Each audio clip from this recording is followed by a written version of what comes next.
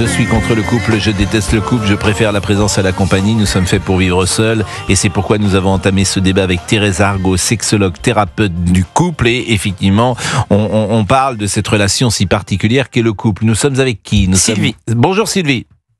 Bonjour Pascal, bonjour à tous. Votre témoignage et une question. Oui. Je dis votre témoignage et une question peut-être Sylvie. Alors, d'accord. Alors mon témoignage, moi, donc j'ai été mariée 25 ans. J'ai rêvé de vivre seule. Pourtant, pendant les 25 années de mariage, j'ai eu 6 enfants, donc je suis comblée. Mais j'ai rêvé de vivre seule. Aujourd'hui, depuis 2006, je suis seule. Et il n'est même pas question dans ma tête d'avoir quelqu'un dans ma vie. Jamais. Et pourquoi? Jamais. Pourquoi? Parce que déjà, bon, il y a différentes choses, mais déjà, j'ai pas envie de me plier à quelqu'un, d'être obligé de faire ce qu'il a envie, et pas de faire ce que je veux, parce que moi, je me dis, ma devise, je fais ce que je veux, quand je veux, où je veux, avec qui je veux. Donc, je veux pas qu'on m'impose, de pas, par exemple, de pas boire du café, parce qu'on m'a reproché ça, hein. Oui, alors tu bois du café, oui, et alors oui, mais vous pouvez tomber sur quelqu'un qui adore le café. Vous savez qu'il y a des hommes qui ne sont pas des dictateurs et des tyrans, ça peut exister de temps en temps. Mais vous avez quel âge, Sylvie? J'ai 63 ans. Alors moi, je dois dire que j'ai pas eu de chance parce que après le décès de mon mari, évidemment, j'étais pas seule puisque j'avais encore mes enfants et puis heureusement. Mais j'avais rencontré quelqu'un. Alors lui, le premier que j'ai rencontré m'a volé 120 000 euros. Donc voilà. Oui, effectivement. Non mais ça, oui, mais là aussi vous pouvez rencontrer quelqu'un qui ne soit ni un tyran ni un voleur. Ça peut exister. Oui, mais est-ce que ça vous manque? Est-ce que la tendresse vous manque et pourquoi pas même la sensualité vous manque? Non, pas du tout. J'ai plus aucune relation depuis longtemps. Les seules relations que j'ai sont affectives avec mes filles et mes petits-enfants que j'aime de tout mon cœur. Pour qui je ferais tout au monde, mais relation écoutez, avec si un vous êtes homme, bien comme ça, je sais pas, Thérèse, si quelqu'un arrive et dit je suis bien comme ça, qu'est-ce que vous lui dites? C'est magnifique si on est bien comme ça, on veut simplement le bonheur des gens, donc c'est parfait. Ce qui est intéressant aussi dans votre témoignage, merci aussi pour votre confiance de le livrer, c'est que souvent après des expériences qui ont été malheureuses en couple, et on le sait que de nombreuses expériences peuvent être malheureuses en couple, on se dit non, plus jamais, je veux plus revivre ça. Et donc c'est normal, c'est un mécanisme de protection, on se souhaite le bonheur et on a associé le couple à une expérience malheureuse. Ce qui est intéressant, c'est de faire un tout petit travail d'introspection pour se dire, tiens, pourquoi est-ce que la relation que j'ai construite à ce moment-là a tourné aussi mal? Pourquoi est-ce qu'à un moment j'ai perdu ma liberté? Pourquoi est-ce qu'à un moment j'ai accepté des choses qui sont inacceptables? Et comment est-ce que je peux aujourd'hui changer des choses en moi pour engager une relation avec quelqu'un qui soit beaucoup plus saine, constructive et heureuse? Et la bonne nouvelle dans cette histoire, c'est qu'il n'y a pas d'âge pour tomber amoureux. On peut tomber amoureux même plus âgé. Si, c'est vrai. Pourquoi vous faites cette tête-là? Non, il n'y a pas d'âge. Il n'y a pas d'âge pour tomber amoureux. À 80 ans, peut-être qu'on tombe pas amoureux. D'ailleurs, on en parle de plus en plus dans les maisons de retraite. Il y a des histoires d'amour qui se créent. Bien sûr qu'il n'y a pas d'âge pour tomber amoureux, mais ça demande effectivement d'aller parfois un peu revoir ce qui, dans notre histoire, nous a blessés et qui fait qu'on se dit, oh vraiment, le couple, je ne veux plus. Parce qu'en fait, on peut engager un rapport amoureux qui soit différent de ce qu'on a connu. Comme vous le dites très bien, non, tous les hommes ne sont pas des menteurs, des manipulateurs, des escrocs. Oui. Non. Alors, il y en a quand même pas mal, mais pas tous. Il y a une petite tendance, Thérèse, si vous me permettez, c'est que avec la littérature sur les pervers narcissiques, toutes les filles sont persuadées d'avoir vécu avec un pervers narcissique. C'était simplement un homme, un égoïste qui pensait qu'à lui. Mais vous avez raison, c'est très drôle ce que vous dites. Mais c'est vrai, je suis d'accord avec vous. C'est quoi un pervers narcissique? La perversité, c'est simple, me semble-t-il. C'est je te fais du mal et ça me fait plaisir. Bon. C'est-à-dire qu'il jouissait du mal qu'il faisait. Mais quelqu'un qui est égoïste, quelqu'un qui ment, quelqu'un qui vous dit quelque chose et puis le lendemain il dit le contraire. Bon, c'est pas forcément un pervers narcissique, c'est un homme. Non, il faut arrêter de toute urgence avec ça. Et mais d'ailleurs, attendez, parce que aussi les hommes accusent les femmes d'être des pervers narcissiques. C'est pas dans les deux camps, franchement. Ah oui, vraiment, on n'en parle pas.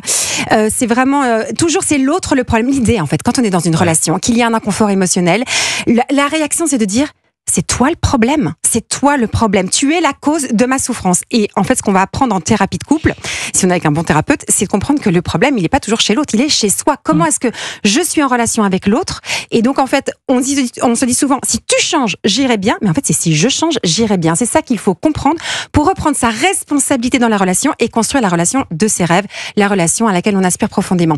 Donc, il faut arrêter de toute urgence avec ce truc de pervers narcissique. Mais c'est plus possible ce qu'on entend aujourd'hui. On l'est tous, moi la première, on est tous pervers narcissiques ici. Alors si en plus on fait de la radio, la télé, alors on est tous encore plus. Et simplement, le point très important, c'est de comprendre que c'est très très très très rare des gens qui ont vraiment une personnalité qui est très tordue et qui est, oui, on peut dire, voilà. Mais c'est rare statistiquement parlant. Par contre, ce qui est immensément courant, ce sont des relations qui sont toxiques, des relations qui sont narcissiques, des relations de manipulation. Ça veut dire que le problème n'est pas l'autre, le problème c'est la relation. C'est la façon dont je rentre en relation avec toi. Mais comment on voit que la relation est toxique? Alors, on le voit parce que quand je suis dans une relation et que cette relation fait que je ne me sens pas vivante, joyeuse, heureuse et que, en fait, je sens que je m'éteins, que ça m'étouffe, que il y a un côté un peu triste, un peu mortifère, ça, c'est pas bon. Donc, en fait, la relation d'amour est faite, la relation d'amour et la sexualité est faite pour nous rendre heureux, pour nous rendre joyeux. Si vous n'avez pas de joie, c'est qu'il y a un problème quelque part. Donc, c'est ça le baromètre. Si je sens que je m'éteins, il y a un problème. Et c'est fait. L'autre, la relation de couple est faite pour que je me sente, que je rayonne, que je me sente davantage moi-même, que je sois encore plus heureuse. Donc c'est pour du plus, ça nous augmente. L'autre est là pour nous augmenter d'une certaine façon et pas pour nous diminuer. Donc ce qu'on peut ressentir au fond de soi, c'est est-ce que je suis joyeuse et heureuse ou joyeux et heureux? Et si je ne le suis pas, c'est qu'il y a un bug quelque part. Alors on va voir un thérapeute, on dit bonjour, je ne sais pas pourquoi, mais je suis malheureuse dans cette relation. On essaie de comprendre où est le problème et on essaye de le réparer parce qu'on peut réparer les relations quand elles sont abîmées. Mais à ce moment-là, faut aller seul ou faut aller en couple précisément? Alors, les deux sont possibles parce que parfois c'est difficile de tirer l'autre, parce qu'il y en a souvent un des deux et c'est un peu tabou d'aller voir un sexologue. C'est un peu tabou, c'est pour ça que je suis venue pour vous voir. C'est parce que je veux démocratiser les choses en disant mais quand vous avez mal aux dents, vous n'attendez pas 6 mois pour aller chez le dentiste. Et quand vous avez mal dans votre cœur, vous attendez parfois 6 ans ou 7 ans avant d'aller voir un médecin. Mais quelle folie! En fait, aujourd'hui, on est en 2024. Il y a des thérapeutes, des gens qui sont formés pour soigner les relations du cœur. Et on sait très bien que la qualité de notre vie dépend de la qualité de nos relations. Et on met un temps incroyable avant d'aller consulter. Souvent, quand il est presque trop tard. Et c'est ça qui est dommage. On va être avec Christine, mais avant cela, il y a quelqu'un qui vous écoute et que je connais et qui écrit le célicouple veut dire chacun gère ses problèmes, donc le mot qui prime c'est célibataire. Ah, c'est intéressant, chacun gère ses problèmes. Moi je pense que, on connaît aussi parfois des vrai, ça augmente les problèmes alors qu'en pas du tout. Non, ce qui est intéressant, je sais pas. On se demande qui c'est. On a trop envie de savoir. Je ne sais pas, je vous pose la question. Le célicouple veut dire que chacun gère ses problèmes, donc le mot qui prime c'est célibataire. C'est bien écrit, hein. Est-ce que c'est que chacun gère ses problèmes? En fait, justement, c'est ça aussi qui est intéressant, c'est quand on a décidé de partager sa vie avec quelqu'un, on a aussi un soutien. Et moi, ce qui me choque beaucoup dans la mentalité actuelle, c'est qu'on est dans une mentalité extrêmement individualiste, comme si on avait besoin de personne. Mais c'est pas vrai, on a besoin les uns des autres. Alors, la relation de couple est une forme de relation, je vous ai dit, il y a d'autres formes de relation, mais en fait, on est dans les premières générations à pouvoir construire des relations en étant en France, jusqu'à présent, dans une situation encore de paix, il n'y a pas la guerre, dans une situation économique qui finalement tient plus ou moins la route. Et donc, on n'a pas ce besoin, j'ai envie de dire, matériel d'être avec l'autre. Il faut savoir qu'à une certaine époque, c'était ça aussi, c'était que l'autre était un soutien.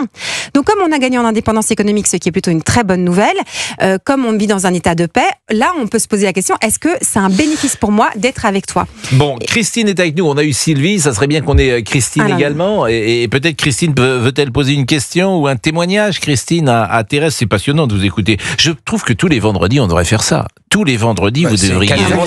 C'est quasiment ce qui se passe, sans vouloir vous... Non, mais un sujet sexe, un sujet amour, un sujet... Tous les vendredis, d'accord. Tous les vendredis. Tous les vendredis, bien sûr, parce que c'est un rendez-vous, et ça serait la veille du week-end, et puis on appliquerait le week-end ce qu'on a écouté avec Thérèse. Que dites-vous, Fabrice Lafitte? Non, je suis d'accord. Bah oui, lui, il prend des notes. Bon, Christine, que nous dites-vous, Christine? Bonjour Pascal, bonjour Olivier, bonjour tout le monde. Bonjour. Je vous appelle de Troyes, dans l'Aube, en Champagne, et j'ai 72 ans. J'ai vécu 42 ans. Alors désolée madame de vous contredire, mais les pervers narcissiques, ça existe. Mon mari a été dénoncé comme pervers narcissique par un groupe de psychologues qui ont détecté en lui vraiment le pervers narcissique, c'est-à-dire qu'il me séquestrait, il m'a piqué tous mes papiers, permis de conduire, carte d'invalidité parce que j'ai un Parkinson de 15 ans, il m'a pris ma carte d'invalidité, ma carte de personne prioritaire, et pendant ce temps-là, il partait retrouver sa maîtresse à Dijon. Enfin bref, ça je l'ai vécu, j'ai tenu 42 ans. J'ai tué tout ça à mes enfants, parce que pour moi, mes enfants, comme la dame tout à l'heure, mes enfants, mes petits-enfants, c'est tout ce qui me reste. Donc, voilà.